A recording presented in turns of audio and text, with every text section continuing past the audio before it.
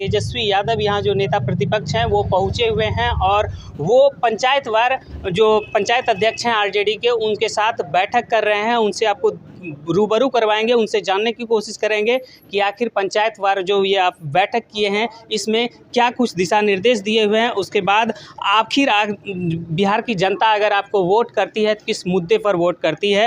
हालांकि उन्होंने press conference में पिछले बार भी कहा था कि डबल इंजन की सरकार को बिहार से ख़त्म करना है और एक नया बिहार बनाना है, एक विकसित बिहार बनाना है। इसी के मुद्दे पर हम बात करेंगे उनसे। आइए जानने की कोशिश करते हैं। पहले उस सभागार भवन को आपको दिखाते हैं कि जिस सभागार भवन में कि बांका के लगभग पंचायत के वो अध्यक्ष बैठे हुए हैं और वो तेजस्वी यादव से रूबरू हो रहे हैं और तेजस्वी यादव के हाथ में माइक है। वो एक एक पंचायत के अध्यक्ष से जानने की कोशिश कर रहे हैं कि वहाँ की जनता किस मुद्दे पर वोट करना चाह रही है और वहाँ की जनता को क्या परेशानी का सामना करना पड़ रहा है। अगर नल जल योजना की बात करें तो नल जल योजना धरातल पर बिल्कुल नगण्य नज़र आता है, ये पंचायत के अध्यक्ष बताते हैं। उस वीडियो को भी आपको दिखाएंगे, लेकिन उससे पहले आपको हम उस सभागार भवन लेके चलते हैं। कैमरामैन से थोड़ा सा दिखाना चाहेंगे कि ये सभागार भवन है और इस सभागार भवन में तेजस्वी यादव बैठे हुए हैं। वो अंदर की भी झलकियाँ आपको दिखाएँगे, वो वीडियो दिखाएँगे जिस वीडियो में कि आप देख पाएंगे कि पंचायत के हर एक लोग जो अध्यक्ष प्रवृत्ति के हैं, अध्यक्ष हैं, वो वहाँ बैठे हुए हैं और वो सीधे संवाद कर रहे हैं तेजस्वी यादव से, नेता प्रतिपक्ष से, आरजेडी के उन तमाम कार्यकर्ता अपने अपने टोपी लगाए हुए हैं। देखिए किस प्रकार से वो टोपी लगाकर बैठे हुए हैं और यहाँ एक नई बिहार बनाने की बात कर रहे हैं, नया बिहार बनाने की बात कर रहे हैं। हर एक जनता को जो है रूबरू करवा रहे हैं, विकसित बिहार बनाने की बात कर रहे हैं। उनके द्वारा और भी बहुत कुछ कहा गया। आइए उनसे जानने की कोशिश करते हैं कि क्या कुछ उन्होंने कहा है।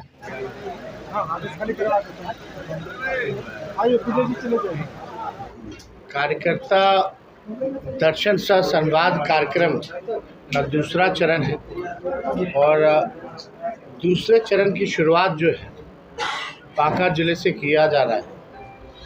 मेन उद्देश्य ये है कि पार्टी के जो हमारे पंचायत लेवल के जो अध्यक्ष हैं, ब्लॉक लेवल के जो अध्यक्ष हैं, जो कार्यकर्ता हैं, जो ज़मीनी स्तर पे जो पार्टी का झंडा धोते हैं, जो मेहनत करते हैं, जो बूथ पे लड़ते हैं, उनसे हम लोग जो है संवाद कर रहे हैं। और पहली बार ऐसा कार्यक्रम हो रहा है जहां हम लोग जो है पंचायत अध्यक्षों से डायरेक्ट जो है संवाद करेंगे, उनकी बात को सुनेंगे और पार्टी का विस्तार कैसे हो, संगठन और कैसे मजबूत हो, इसको लेकर के जो है सभी लोगों से चर्चा किया जाएगा।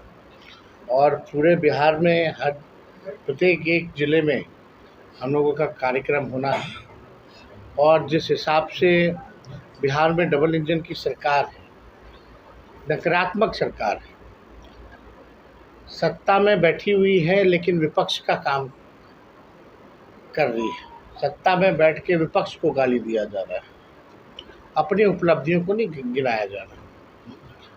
लगभग 10 महीना हो गया इस सरकार को और 10 महीने में एक भी उपलब्धि इस सरकार के पास नहीं है। जो महागठबंधन की सरकार ने 17 महीने में जो काम किया वो आज तक जो है इन लोगों से 19 सालों में, जब से एनडीए की सरकार बिहार में बनी है तब से इन लोगों ने काम नहीं किया।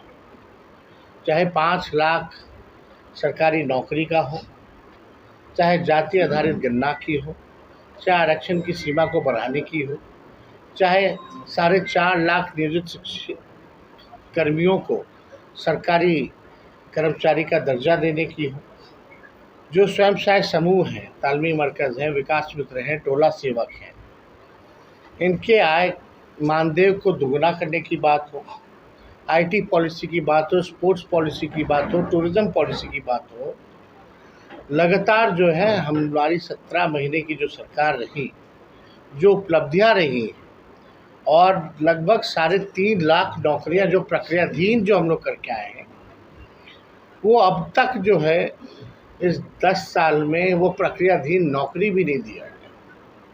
तो आप सरकार की केवल मंशा जान सकते हैं।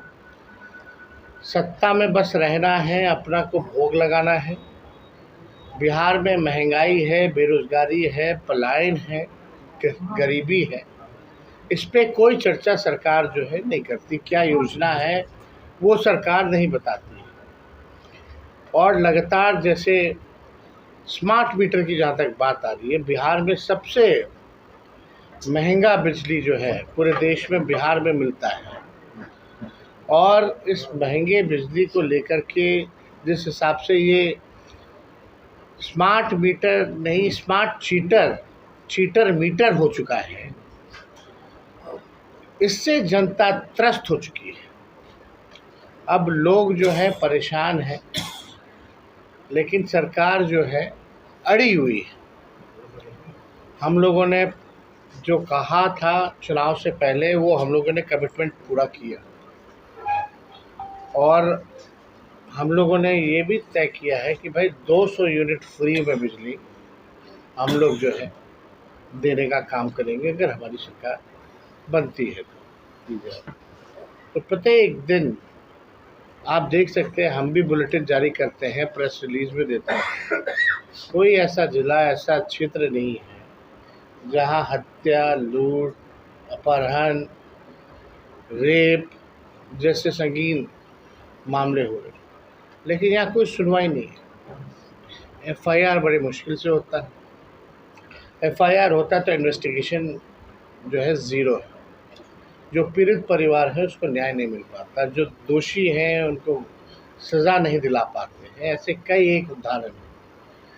तो लॉ एंड ऑर्डर की जो स्थिति है बिहार में, वो भयावह हो चुकी है। माननीय मुख्यमंत्री जी नीतीश कुमार जी, व्यक्तिगत तौर पे हम उनका सम्मान करते हैं, लेकिन अब उनसे बिहार चलने वाला नहीं है, थक चुके हैं। और हम लोग भी आजकल देख रहे हैं जो स्थिति उनके साथ हो रही है, क्या हालात होंगे इसकी चिंता हमको भी है।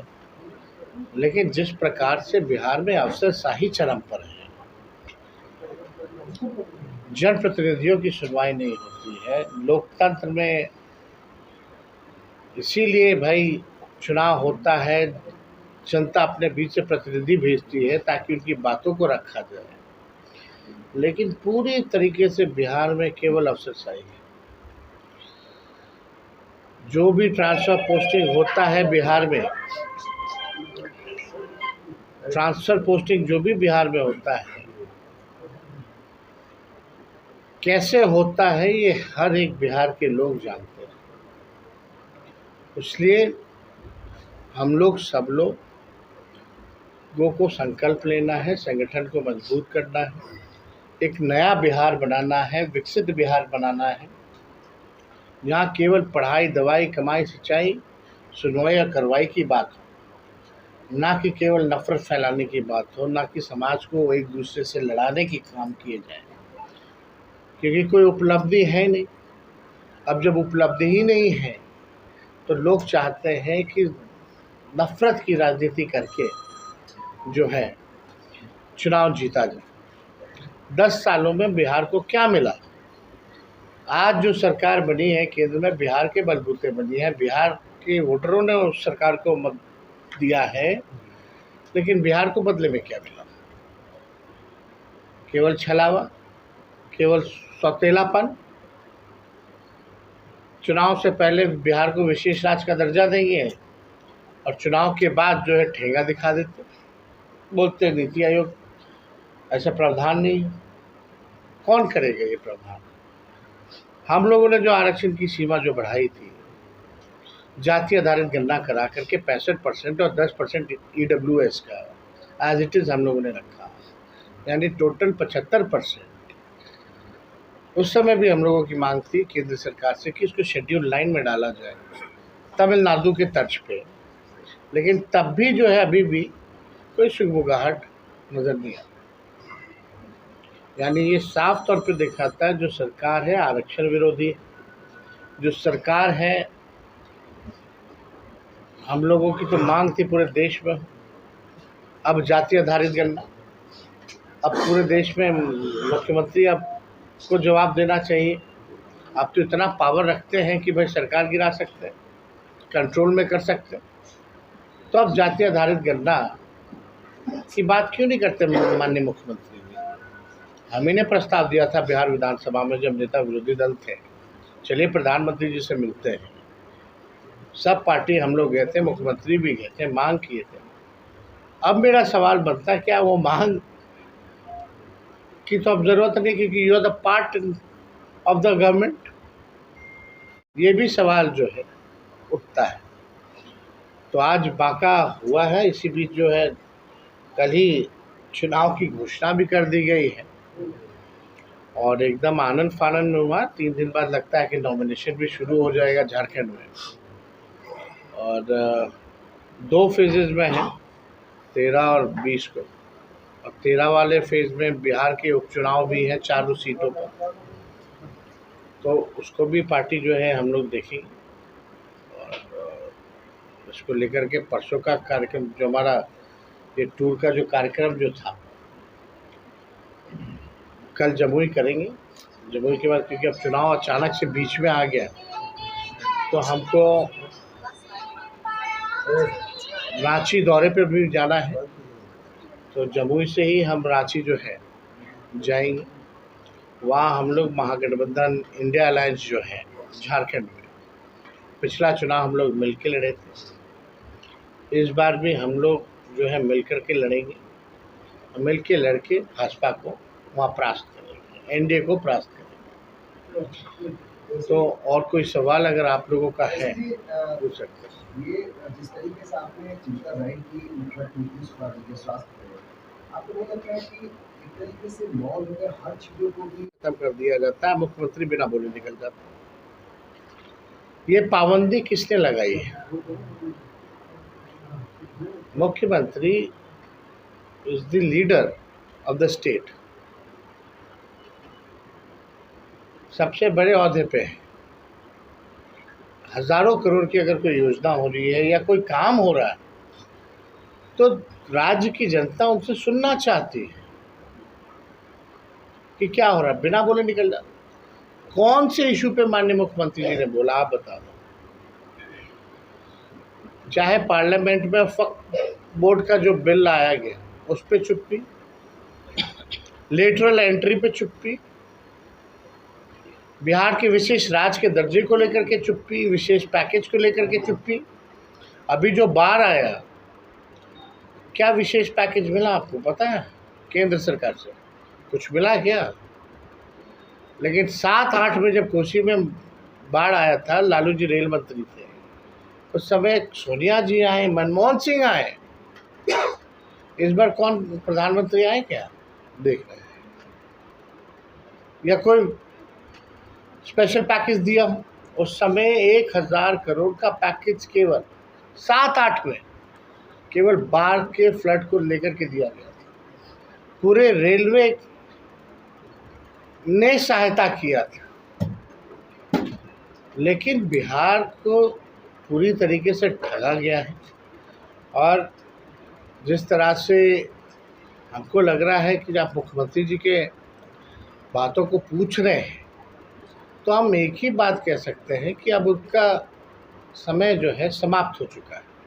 आने वाले चुनाव में अब उनसे बिहार चलने वाला नहीं है, थक चुके हैं। आने वाले चुनाव में अगर नीतीश जी अप्रोच करते हैं आरजेडी से, नहीं, अब तो हम तो कह रहे हैं वक्त ही समाप्त हो गया है। जब समाप्ति हो गया तो किसी को क्या अप्रोच करेंगे? क्या ये मान लिया जाए आपकी धार्मिक अगर यात्रा पे कोई निकलता है इस गठबंधन में और नीतीश जी मॉल है, तो क्या नहीं, आप गिरिराज सिंह जी को बोल रहे हैं ना? तो क्या है, केंद्र मंत्री हैं, मंत्रालय का काम तो है नहीं उनको, ना मिलता है वहाँ। तो भाई जो आरएसएस चाहती है वही लोग काम करते हैं। इन लोगों का कोई औचित्य तो है नहीं। और आप बताइए, कुछ उपलब्धि 10 साल से है ना मंत्री, अगर 10 साल में काम गिरिराज सिंह जी ने किया होता तो अपने काम को गिनवाने जाते ना यात्रा में कि हमने ये काम किया। अब जा कर के गिरिराज सिंह यही बोलेंगे कि देखो हमने बिहार को विशेष राज्य का दर्जा नहीं देने दिया, तुमने हमको वोट दिया और हमने तुमको ठगा। यही काम रह गया गिरिराज सिंह जी का। तो उपलब्धि तो है नहीं, तो बिना कोई उपलब्धि के बोलेंगे क्या? जो उनका बेसिक काम है, इंसान को इंसान से लड़ाना, धर्म को धर्म से लड़ाना, नफ़रत बोना, जहर बोना और अपना धंधा काम चलाना। ये लोग ठेकेदार हैं क्या? फूल जी, सर झारखंड आपको एक बात पूछना है, क्या वो ठेकेदार हैं कौन वो जा रहे जगाने, जनता ही उनको जगा देगी। हमारा ये वीडियो आपको कैसा लगा आप ज़रूर बताएंगे। जय हिंद, जय भारत।